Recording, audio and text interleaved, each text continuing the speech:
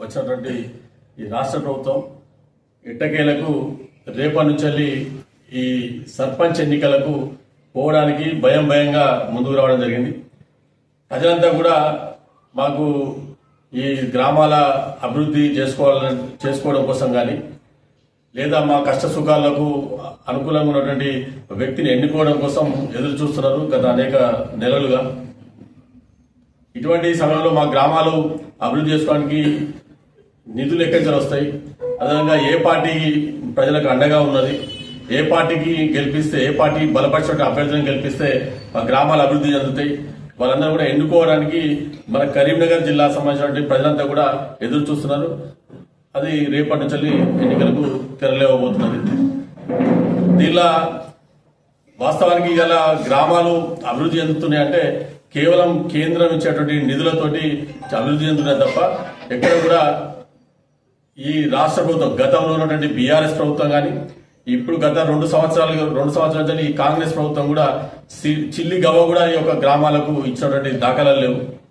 ఇవాళ కేవలం కేంద్ర నిధుల ఏవైతే వచ్చినటువంటి కేంద్రం నుంచి వచ్చిన నిధులతోటి ఇవాళ గ్రామాలు నడుస్తున్నాయి, అభివృద్ధి కార్యక్రమాలు నడుస్తున్నాయి తప్ప ఈ రాష్ట్ర ప్రభుత్వాల నుంచి ఇచ్చినటువంటి పరిస్థితి లేదు. గతంలో బీఆర్ఎస్ ప్రభుత్వం హయాంలో కూడా గ్రామ పంచాయతీ సర్పంచ్ అంతా కూడా వాళ్ళ ప్రభుత్వం పరిశీలిస్తుందని చెప్పి నమ్మి అనేక పనులు చేసి చివరికి చాలా మంది ఆత్మహత్యలు కూడా సర్పంచ్ అంతా కూడా ఆత్మహత్యలు చేసుకునే పరిస్థితి కల్పించినటువంటి బీఆర్ఎస్ ప్రభుత్వం ఈ 2 సంవత్సరాల నుంచి రూపాయి ఇవ్వలేనటువంటి కాంగ్రెస్ ప్రభుత్వం ఇవి 2 కూడా ఇవ్వలేదు. కేవలం ఇలా మోడీ గారి కేంద్ర ప్రభుత్వం నుంచి వచ్చినటువంటి నిధులు మాత్రమే వస్తున్నాయి. ఇవాళ ఈ కరీంనగర్ పార్లమెంటరీ నియోజకవర్గంలో ఇలా ప్రతి గ్రామానికి కూడా ఏదో రకంగా గౌరవ పార్లమెంట్ సభ్యులు కేంద్ర హోంశాఖ సహాయ మంత్రి వాళ్ళు బండి సంజయ్ కుమార్ గారు ఏదో రకంగా ఈజీఎస్ ద్వారా కానీ ఎంపీ ల్యాడ్స్ ద్వారా కానీ ప్రతి గ్రామానికి ఏదో ఒక కార్యక్రమం చేసాం.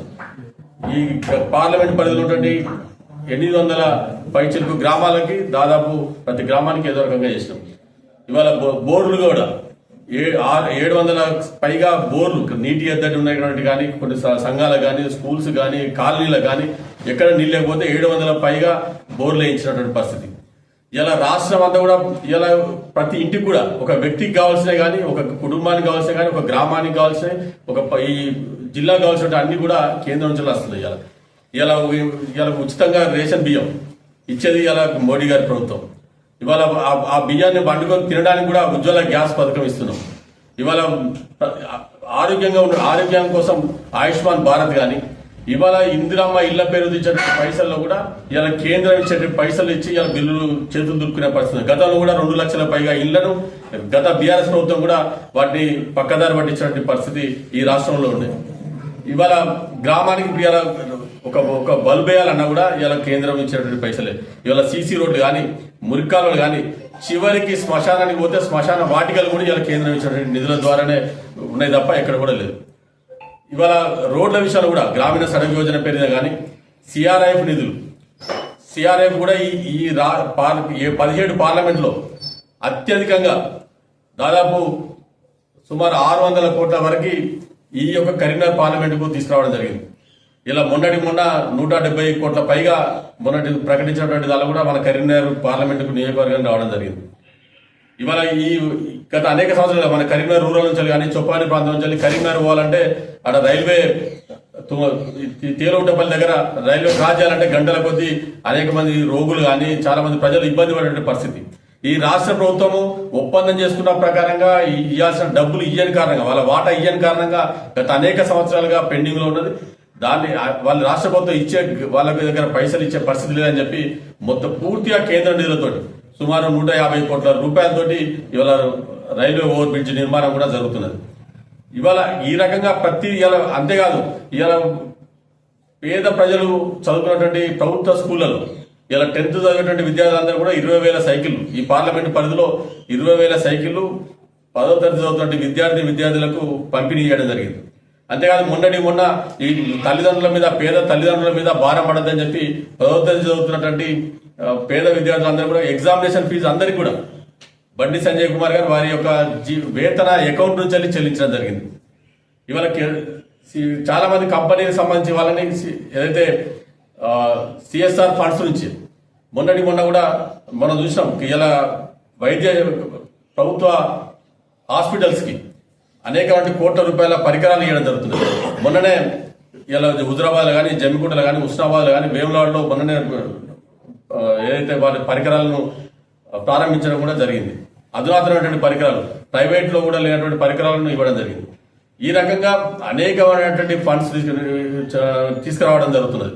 ఇలా బండి సంజయ్ కుమార్ గారు ఇవాళ ఈ నియోజకవర్గ అభివృద్ధి కోసం అతను నమ్ముకొని గెలిపించినటువంటి ఈ నియోజకవర్గ గ్రామాల అభివృద్ధి కోసం పనిచేస్తున్నారు. కాబట్టి ఇవాళ ప్రజలంతా కూడా ఇలా పాలించేటువంటి బర్రెకు గడ్డేయాలా లేదా దున్నపోతులకు గడ్డేయాలా అని చెప్పి ఆలోచించుకోవాల్సిన తరుణం ఆసన్నమైంది. కాబట్టి ఇవాళ బీఆర్ఎస్ ప్రభుత్వం వాళ్ళ గతంలో ఇయ్యలేదు. ఈ ఉన్నటువంటి ఎమ్మెల్యేలు, ఇక్కడ ఉన్నటువంటి ఎమ్మెల్యే కూడా ఆయన చేతులకు ప్రత్యేకమైన నిధులు లేవు, ఆయన రూపాయి ఇచ్చే పరిస్థితి కూడా ఉండదు. ఇవాళ కాంగ్రెస్ ఆయన స్వయాన ముఖ్యమంత్రి నన్ను ఘోషినా కూడా నా దగ్గర పైసలు లేదని చెప్పి ఆయనే ప్రకటించేసిండు. అటువంటి సమయంలో గ్రామాలకు పైసలు ఇచ్చే పరిస్థితి లేదు. ఇవాళ వాళ్ళ మంత్రివర్గ సమావేశం అనంతరం మంత్రులే స్వయంగా, రాష్ట్ర ప్రభుత్వమే స్వయంగా తెలియజేసింది. ఇవాళ ఎన్నికలు పెట్టేది కూడా ఇవాళ ఏదో ప్రజల మీద ప్రేమతోడో ఏదో ప్రజాస్వామ్యాన్ని రక్షిస్తామనో లేకపోతే గ్రామాలు అభివృద్ధి చేద్దామనో కాదు, కేవలం కేంద్ర నిధులను రాబట్టుకోవడం కోసం మాత్రమే అని చెప్పి స్వయంగా డైరెక్ట్ బహిరంగంగా పత్రికాముఖంగా చెప్పినటువంటి పరిస్థితి. అంటే ఇవాళ పైసలు ఇచ్చేది కేంద్రం, రాష్ట్ర బీజేపీ ప్రభుత్వమే. కాబట్టి ఇవాళ ఈ రాష్ట్ర ప్రభుత్వం ఇచ్చే పరిస్థితి లేదు, వాళ్ళు బీఆర్ఎస్ ప్రభుత్వానికి అసలే ఇచ్చే పరిస్థితి లేదు. కాబట్టి వాళ్ళకి బీఆర్ఎస్ నాయకులు కూడా ఇచ్చే పరిస్థితి లేదు. కాబట్టి ఇవాళ బండి సంజయ్ కుమార్ గారు ఇవాళ ఆయనే అభ్యర్థి. ఇవాళ భారతీయ జనతా పార్టీ అభ్యర్థులు పైసలలో వాళ్ళు కొంత బలహీనంగా ఉండొచ్చు, అయినప్పటికీ కూడా వాళ్ళు ప్రజాసేవ చేయడంలో చాలా గట్టినటువంటి నాయకులు. ప్రజాసేవ కోసం ఇలా గతంలో కానీ, గత ప్రభుత్వం మీద కానీ, ఈ ప్రభుత్వం మీద కానీ పోరాటం చేసేటువంటి పార్టీ భారతీయ జనతా పార్టీ మాత్రమే. ఇవాళ అండగా ఉన్నటువంటి ఇవాళ నాయకుడు కూడా బండి సంజయ్ కుమార్ గారు. కాబట్టి బండి సంజయ్ కుమార్ గారే ఇవాళ ప్రతి గ్రామాలను కూడా అభ్యర్థిగా ఉంటుంది. కాబట్టి వారి కోసం భారతీయ జనతా పార్టీ బలపరిచిన అభ్యర్థులందరూ కూడా గెలిపించాలని చెప్పి కరీంనగర్ జిల్లా ప్రజలందరూ కూడా విజ్ఞప్తి చేస్తున్నాం మీ పత్రికా ముఖంగా. ఇవాళ రాష్ట్ర ప్రభుత్వం మొన్న ప్రకటించడం చేసిండు, ఏది ఏకగ్రీవంగా సర్పంచ్లు ఎన్నుకుంటే 10 లక్షల రూపాయలు ఇస్తామని చెప్పి. గతంలో బీఆర్ఎస్ ప్రభుత్వం కానీ, అంతకంటే ముందు కాంగ్రెస్ ప్రభుత్వం కానీ ఎన్నడూ కూడా పైసలు ప్రకటనల వరకే పరిమితమయ్యేది కానీ ఎప్పుడు కూడా ఇవ్వలేదు. గత బీఆర్ఎస్ ప్రభుత్వం 5 లక్షల రూపాయలు ఏకగ్రీవంగా ఇస్తా అని చెప్పారు, కానీ ఇచ్చినటువంటి పరిస్థితి అయితే లేదు. ఇవాళ బండి సంజయ్ కుమార్ గారు నిన్ననే ప్రకటించడం జరిగింది. ఎవరైతే భారతీయ జనతా పార్టీ బలపరిచిన అభ్యర్థిని ఎవరు గెలిపిస్తే యునానిమస్ గా ఎన్నుకుంటే ప్రోత్సాహక నిధులు 10 లక్షల రూపాయలు ఇస్తా అని చెప్పడం జరిగింది. కాబట్టి ఏకగ్రీవంగా భారతీయ జనతా పార్టీ బలపరిచిన అభ్యర్థులను ఎన్నుకోవాల్సిందిగా, ఏకగ్రీవం చేయాల్సిందిగా కరీంనగర్ జిల్లా ప్రజలందరూ కూడా కోరుతున్నాం. ఖచ్చితంగా భారతీయ జనతా పార్టీ కానీ బండి సంజయ్ కుమార్ గారు మాట ఇచ్చిందంటే వదిలిపెట్టేది లేదు, ఖచ్చితంగా మాట నెరవేరుస్తాం. కాబట్టి తప్పనిసరిగా మా మాట నిలబెట్టుకుంటాం. కాబట్టి భారతీయ జనతా పార్టీ బలపరిచిన అభ్యర్థులను గెలిపించాల్సిందిగా, ఏకగ్రీవం చేయాల్సిందిగా మీ ద్వారా కరీంనగర్ జిల్లా ప్రజలందరూ కూడా విజ్ఞప్తి చేస్తున్నాం. ఇవాళ గ్రామాలు అభివృద్ధి చెందాలంటే ఇలా ఈ భారతీయ జనతా పార్టీ కేంద్ర నిధులే మార్గం. కాబట్టి కేంద్ర నిధుల ద్వారానే అభివృద్ధి చెందుతున్నాయి. కాబట్టి గతంలో అప్పుడు కేంద్ర నిధులే, ఇప్పుడు కేంద్ర నిధులే, రాబోయే కూడా కేంద్ర నిధుల ద్వారానే గ్రామాల అభివృద్ధి చెందుతాయి. కాబట్టి భారతీయ జనతా పార్టీకి